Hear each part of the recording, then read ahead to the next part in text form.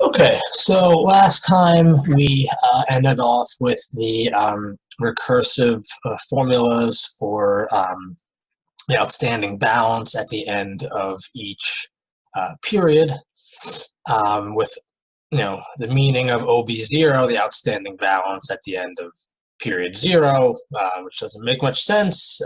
Strictly speaking, that is just how much the loan is worth. That's how much you owe when you take out the loan. Okay, so remember, we had the following formulas. You can go to the previous video on the explanation of these formulas. Right, and in general, this was just the interest that you owe at the end of the first period, the principal that you would pay at the end of the first period, and after that, your outstanding balance at the end of the first period. After you pay off interest, and if you have any money left, after when you take interest from your payment, the principal. And in general, remember we had the formulas here. And remember, IT is the at the end of the teeth period, the interest that you owe. PRT is the principal that you would pay at the end of the teeth period using your payment KT. And last but not least, after all that, after you pay off interest, and after you chip away at principal, at the end of the teeth period, OBT is how much you still owe. Okay. And again, OB0 is L. Right. So yeah, for a much more in-depth description of all these, go to the previous video where we deal with amortization tables and using this formula or these formulas in concrete examples and in tables. We create an amortization table. I think I did 2 examples of that. But anyway, so right, so this is unfortunate because it's recursive. In order to get OBT, you have to know OBT minus 1. In order to know OBT minus 1, you need to know OBT minus 2, et cetera, et cetera, et cetera. And, well, you, of course, need to know PRT. KT is usually given, but to get PRT, you need to get OBT minus 1. So basically, one way or another, in order to get OBT, you need to know the outstanding balance at the end of all periods before T if you're going to plug into this inductive formula. Okay? And in general, if you even just doing that, it's a mess. So let's get explicit formulas instead of recursive formulas. So you can find OBT knowing either one of 2 pieces of information. One is if you know the first T payments and the loan amount. This is called the retrospective method. It's called retrospective because you're basically looking back in time from T. You're looking at this period, at the end of this period, and all previous periods. You're looking at the payments in the past. Or if you know all these payments, then you can find OBT, and this is called the prospective method. You're looking at the payments in the future. You're looking at the payments, after the time, after the T we're plugging into OBT, or after the T where we want to find OBT, the outstanding balance at the end of the teeth period. Okay, how does this work? Well, in general, let's write this in its most stripped down form. So PRT, remember, is KT minus IT. IT is OBT minus 1 times your interest rate. And of course, in everything that done a second ago, there's one single implicit interest rate per period, and that's J as a decimal. So PRT is KT minus OBT minus 1 times J. And you can simplify that a little bit. This minus makes this a plus, so it's OBT minus 1 plus OBT minus 1 times j, which is OBT minus 1 plus j. And we have the minus KT right here. Okay, so we can get the formula for OBT using this retrospective method, knowing this bit of information here. And all we're basically going to do is just see the pattern, okay? And if you're a math major and you've taken discrete math or 299, AMAT 299, I would suggest that you actually prove that what I'm going to write down, the formula I'm going to write down, actually is correct, that it actually satisfies this equation here. Right? And that's an easy induction. All right, so t equals 1. Remember, OB0 is L. So OB1 is just OB0 times 1 plus j minus k1, which is L 1 plus j minus k1. Okay, so yeah, nothing really to that. It's not really telling us much. So let's see what happens when t equals 2. I just plug into the formula I had up a minute ago. OB2 is OB1, 1 plus j minus k1.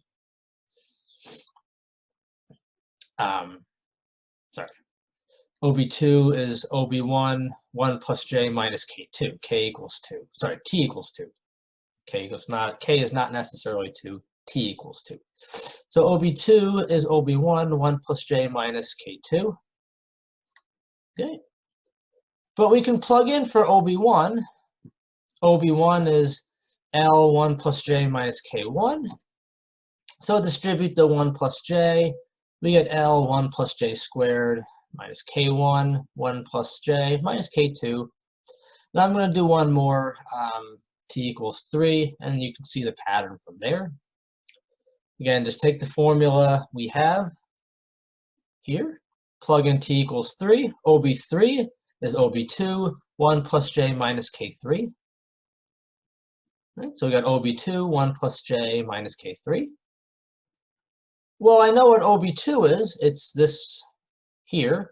So I'm just going to take this, plug it into here, distribute the 1 plus j, and we get L 1 plus j cubed minus k1, 1 plus j squared minus k2, 1 plus j minus k3. Okay. And in general, that's going to be the pattern. So the pattern is going to be whatever t is, we start off with L 1 plus j to the t, and then we keep subtracting 1 from the exponents until we get no exponent, and we keep adding 1 to the t in kt. So it's 1, k1, k2, k3. Okay? So in general, that's exactly what we're doing. We start off, whatever t is, it's L1 plus j to the t, and then we keep knocking off an exponent until we get no exponent, or exponent of 0. And then it's k1, k2, all the way to kt minus 1, kt. Okay? And I should mention that if you've taken discrete math, this is a difference equation. So we're actually solving the difference equation for the outstanding balance. Okay. Right. And again, if you've taken any kind of proofs course before, check by induction that OBT will be this formula if OB0 is L and OBT is OBT minus 1, 1 plus j minus kt.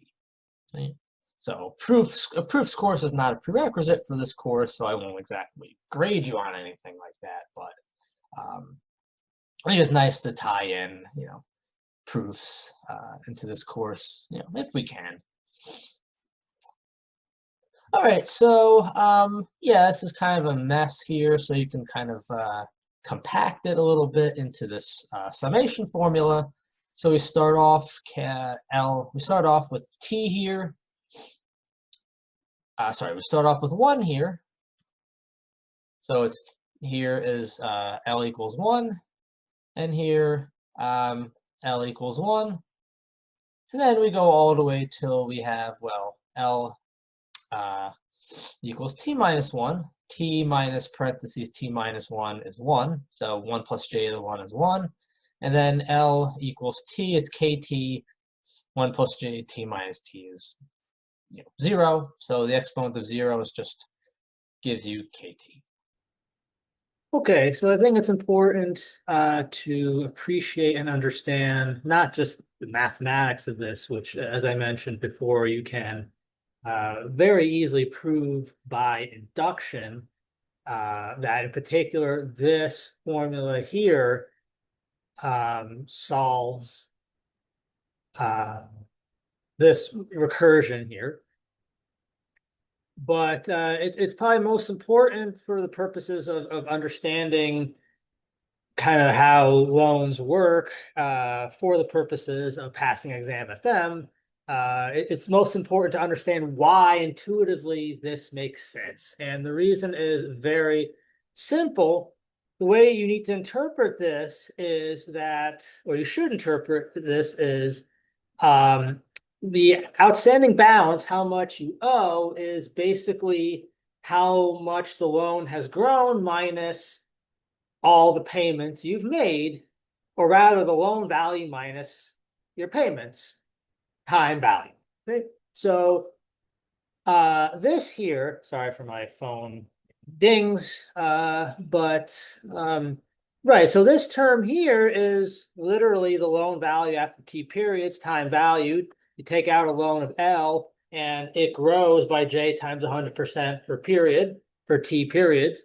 And this, if you think about it, is the time value of all of your payments, starting from the first payment to the t payment.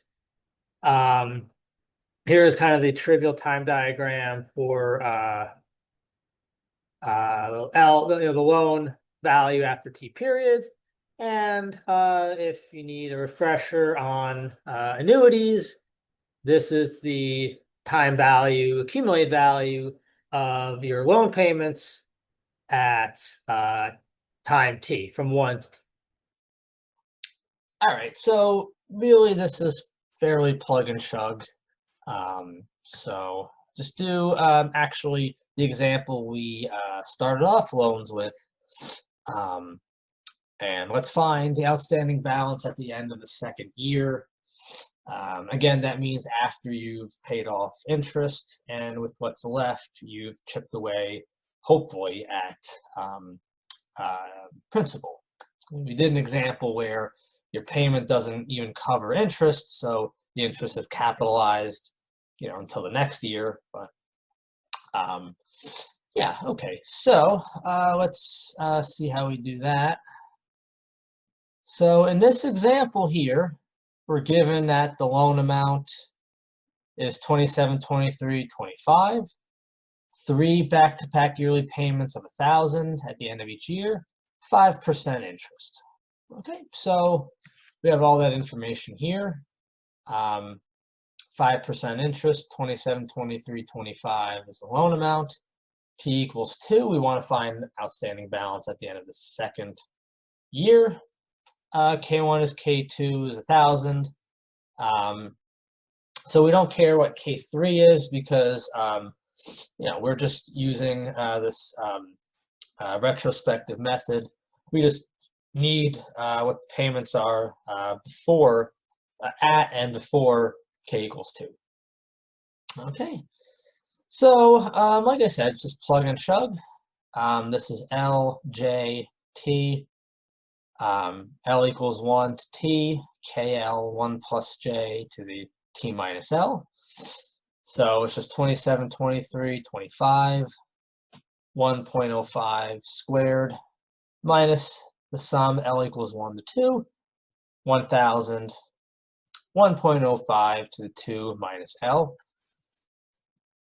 Okay. So plug in L equals 1 here, 2 minus 1 is 1.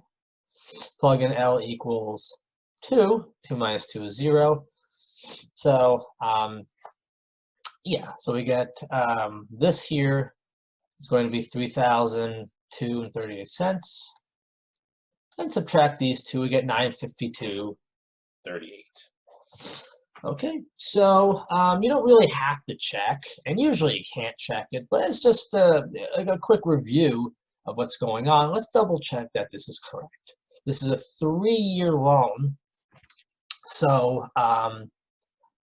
outstanding balance at the end of the 3rd year better be 0, if this is true. So let's just check it. Okay. So the outstanding balance, again, is your previous outstanding balance minus the principal that you would pay at the end of the 3rd year. Well, the payments are 1,000. You first take care of interest, and at whatever is left is this quantity here. That's the principal that you would pay, and that better also be 952.38. Otherwise, the loan does not end at the end of the 3rd year, and we're saying it does. But lo and behold, you just dump this into a calculator, you do get 0. Okay, so let's look at the prospective method. So the prospective method is actually pretty easy. Most of the work is done already. It's just plugging in for what L is in terms of the payments. And we've already done that. We already know what L is in terms of all the payments. We've had this time diagram before, where this is the cash in, this is the loan, this is what you're getting loaned. Your payments are K1 through Kn. And by definition, the value of the loan, how much you're getting, is the present value of all these payments. Okay,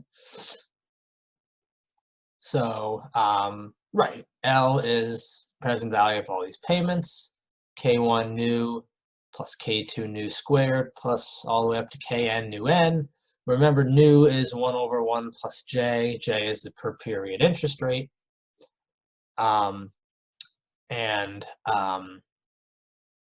Yeah, so let's just write this out in a little more clear way.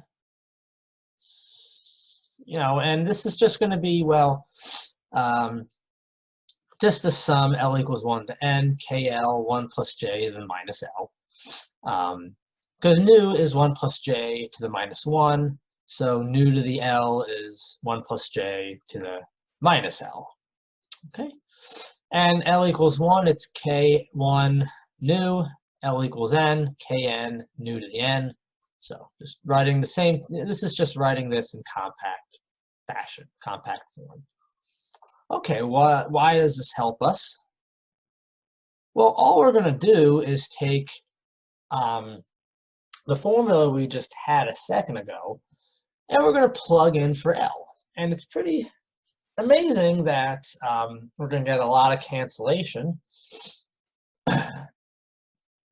And it's going to give us enough cancellation, in fact, to determine what OBT is, just knowing KT plus 1 through Kn. Okay? So remember, I just said a second ago, this is what L is. All right? This doesn't change at all. So I'm going to bring this inside.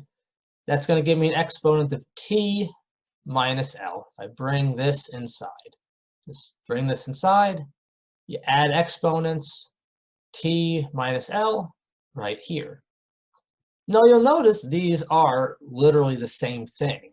The only difference is this goes from 1 to n, this goes from 1 to t. Remember, t is some date between the loan start and the loan end.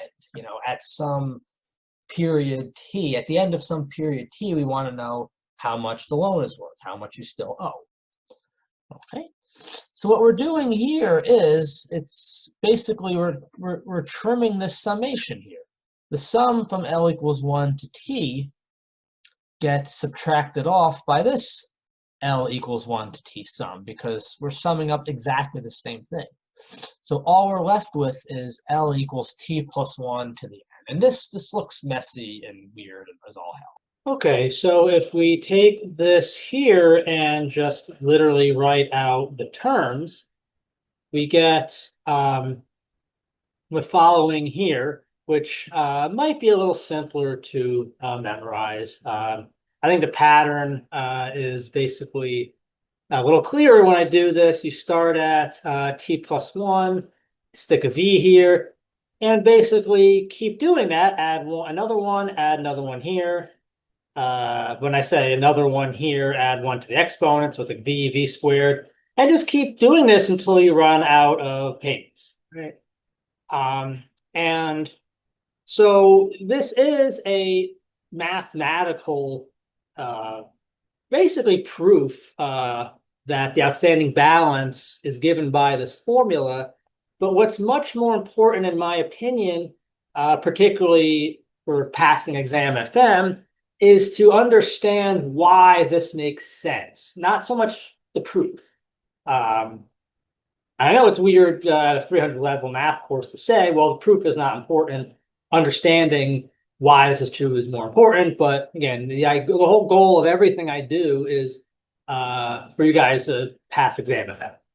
So why does this make sense? Well, if you think about it, this is the present value at time t of all of your payments after time t. So what this is saying is intuitively is how much you owe, the outstanding balance, is the value of all your future payments, time value at t. So rather, how much you owe at time t is the value of all your future payments at time t.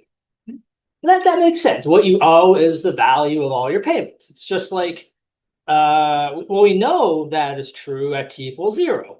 How much you owe at t equals 0 is the loan amount, and the loan amount is the present value of all of your payments. So this is just that same idea at a different time t. And you know, this should make perfect sense going from here to here, but here's a time diagram otherwise. This is your first payment, second payment, last payment, going from t all the way to the end. Just discount everything. Add all this up here, circled, and you get this. Right? And just note that this formula makes absolutely no sense when t equals n mathematically, because you're starting off with, when you plug in n, you're starting off with the n plus 1 payment. That makes no sense. There's only n payments. There's not one payment after the last payment. Okay? And as I mentioned before, you should know what OBN always is for this course. It's always 0. We are always going to assume when you have a loan, you pay off the loan. There's a whole, practical can of worms when you don't pay off the loan. So, we just don't deal with that. And exam FM certainly does not deal with that. Okay, so again, this is pretty much plug and chug. There's not a whole lot to this formula. So let's say we have a loan that's repaid by making 10 payments at the end of each year. First 4 payments are $1,000, next 4 payments are $2,000, and the last 2 payments are $3,000 for a total of 10 payments. Let's find the outstanding balance at the end of the 7th year if the effective annual interest rate is 3%. Okay, so one thing I want to make clear is if you really, really wanted to, you could find the loan amount, but the beauty of this prospective method is you don't need it. All we need is the payments after the 7th year. So we need the 8th payment, 9th payment, and 10th payment. We do not need the loan amount. Okay, so yeah, so let's not waste any time in getting that. Okay, so right.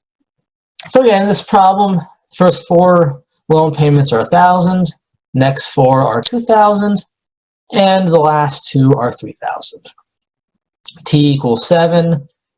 In my formula, J is 3%, 0.03.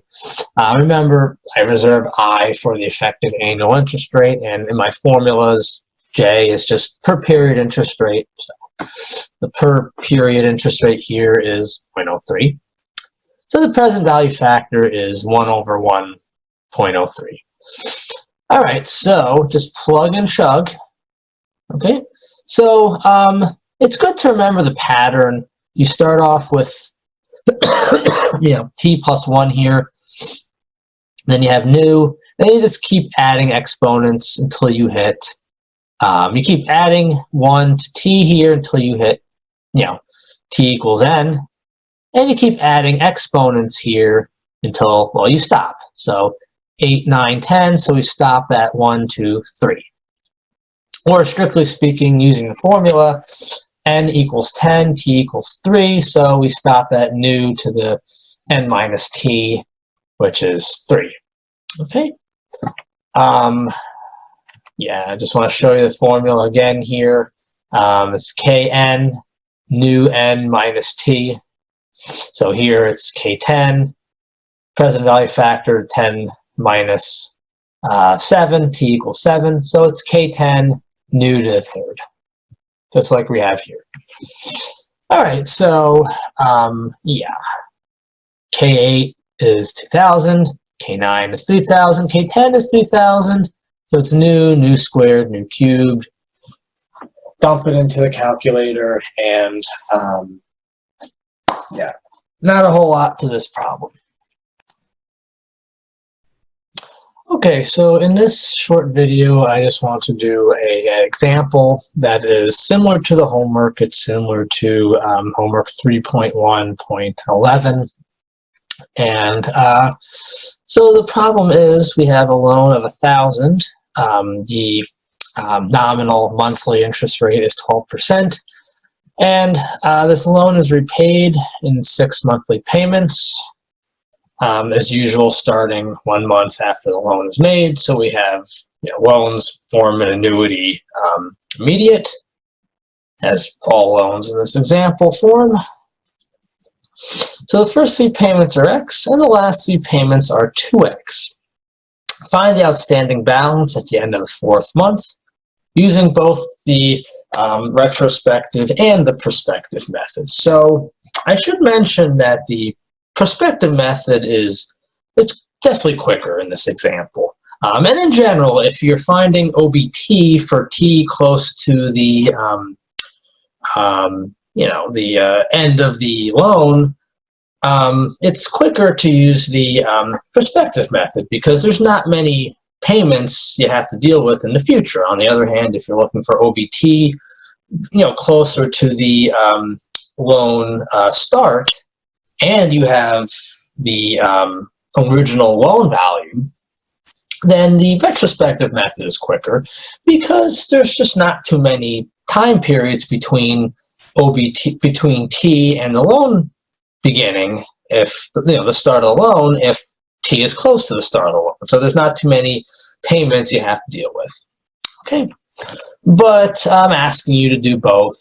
In particular, let's make sure that they give us the same answer, as they better do, obviously. Okay, so yeah, so let's do this problem. All right. So monthly interest is monthly effective interest. As usual, it's I-12 over 12. Remember, I-12 means we're taking the per 1/12th year interest is whatever this is over 12. Per 1/12th year interest is per month interest. So that's 0.01. So we have the following time diagram. First 3 months payment is X, next 3 months is 2X, for a total of 6 loan payments. Okay. So,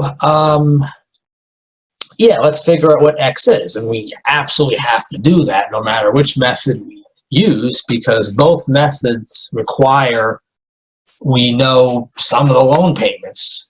So we either need to know the fifth and the sixth loan payment to use the prospective method, or we need to know first, second, third, and fourth loan payment in addition to the loan value. We do have the loan value, it's $1,000. It's a $1,000 loan, but either way, we need to know what X is. So yeah, let's just set up an equation of value like we've done dozens of times. So, so these are two different payments, so we have to break it up into an annuity, one involving these three payments, which the present value is just XA3.01. This is just an annuity, 3 payments of X per monthly interest is 0.01, nothing to that. And basically the same thing here, the present value at t equals 3 of these 3 payments is 2x(a3.01), but we don't want the present value at t equals 3. We want the present value at t equals 0, because we want the present value of all the loan payments. That's going to be equal to 1,000, which is a loan amount, so that we can solve for x. So we discount this by 3 months to get the present value of these 3 loan payments at the beginning of the loan. So you just add these up. Again, this is the present value of all the loan payments, these 6 loan payments. A3, x times A3.01, 2x A3.01 times 1.01 to the minus 3. Taking this, discounting it by 3 months. Okay, so that's the present value of the loan payments. And again, not to sound like a broken record, but by essentially how loans work, that's what the loan amount is. That's the loan value. So dump this into a calculator, and dump all this into a calculator to 2A3.01, 1.03 minus 3. We get 8.65x divided by 8.65, you get 1115.61. Okay. So that means that these 3 payments are 1115.61, and these 3 payments are 2 times 1115.61, which is 231.21. K1, K2, K3 is 1115.61. K4, K5, K6 is 231.21. Okay, so as I mentioned, it's quicker to do the prospective method because the end of the 4th month is pretty close to the end of the, the loan, the end of the loan. The end of the loan is at the 6th month, at the end of the 6th month. That is quicker. Let's just do the retrospective method first. So it's just plug and chug, just plug into my formula like we did before. Not much more to say than that. We know what KL is. First 3 Ks are 115.61, then it's 231.21. So it's 1,000, 1.04 to the 4th. T equals 4, L is 1,000. We were given, remember, that L is 1,000, that's the loan amount. So T equals 1, 4 minus 1 is 3. L equals 1, 4 minus 1 is 3. L equals 2, 4 minus 2 is 2. L equals 3, 4 minus 3 is 1. And L equals 4, 4 minus 4 is 0. K1, K2, K3, 1115.61. K4, 231.21. So we get 455.58. And for the prospective method, just dump into our formula. Yeah, you'll see this is definitely quicker, obviously. T equals 4, N equals 6. 6 minus 4 is 2. So you just have these 2 terms here. Nu is a present value factor, 1 over 1.01. And after rounding, we get 455.58, as we better. Okay, so that finishes this problem. So we're going to just look at variations of loan situations in the next video. We're going to see how the formulas simplify when we have a loan with constant payments. We're also going to look at a loan with where you, by intention, repay constant amount of principal each period. So yeah, that'll be up in a few days.